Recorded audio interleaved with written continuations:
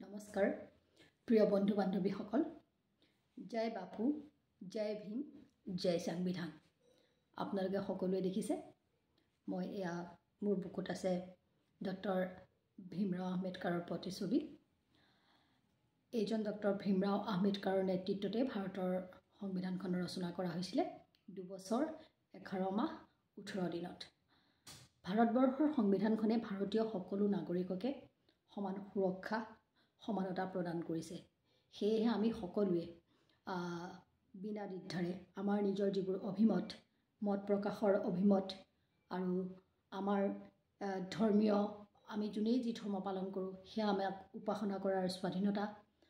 এই দেশখনত যি চাৰিসীমা আছে সেই চাৰিসীমাৰ ভিতৰত আমি যিকোনো জেগাত বসবাস কৰাৰ যি আমাৰ অধিকাৰ চাকৰি কৰাৰ যি আমাৰ অধিকাৰ আমাৰ যি খাদ্যাভ্যাস যোনে যি খায় এই সকলোবিলাকৰ ক্ষেত্ৰত আমাক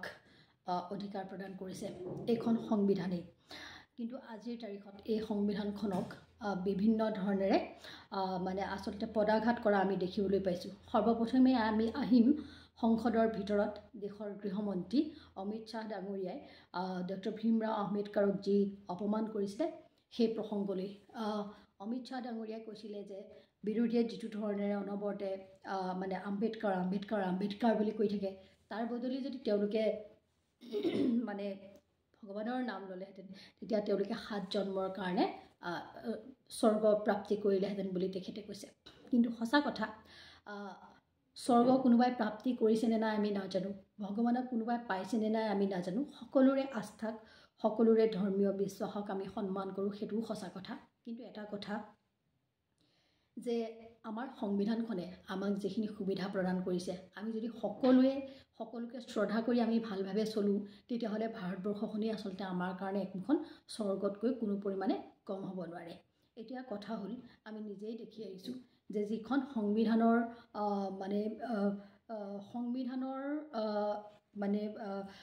ক্ষেত্ৰত আমাৰ যি গণতান্ত্ৰিক ব্যৱস্থা চলি আছিলে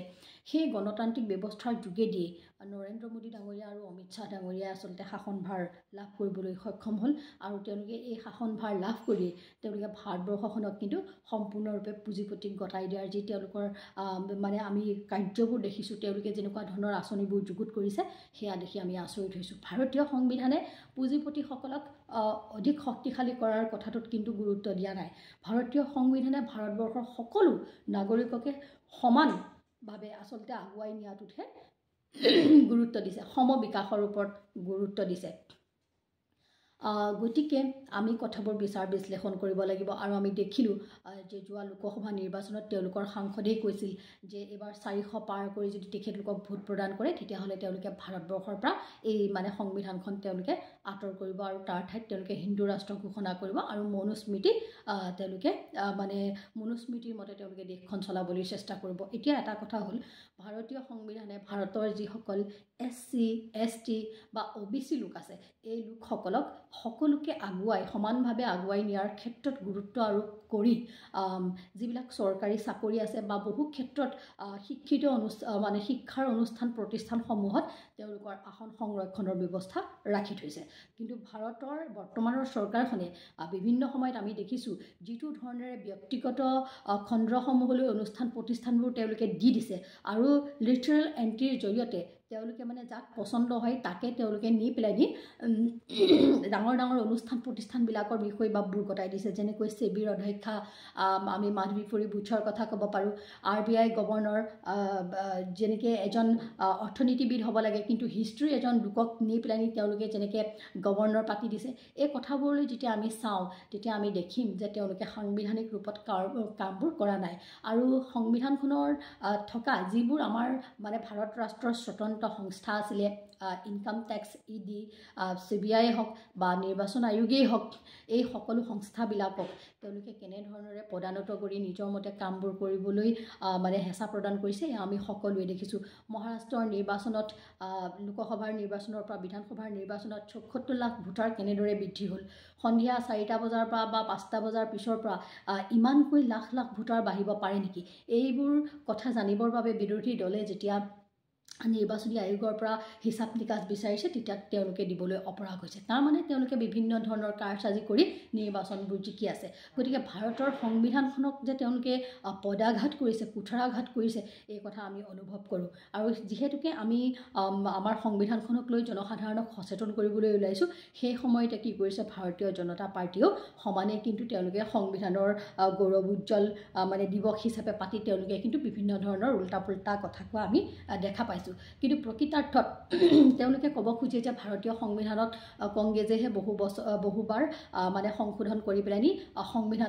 সংবিধানখনৰ ক্ষতি কৰিছে কিন্তু আচলতে সেইটো কথা নহয় আপোনালোকে সকলোৱে যদি বিচাৰ বিশ্লেষণ কৰে অধ্যয়ন কৰে আপোনালোকে দেখা পাব যে দীৰ্ঘকালীন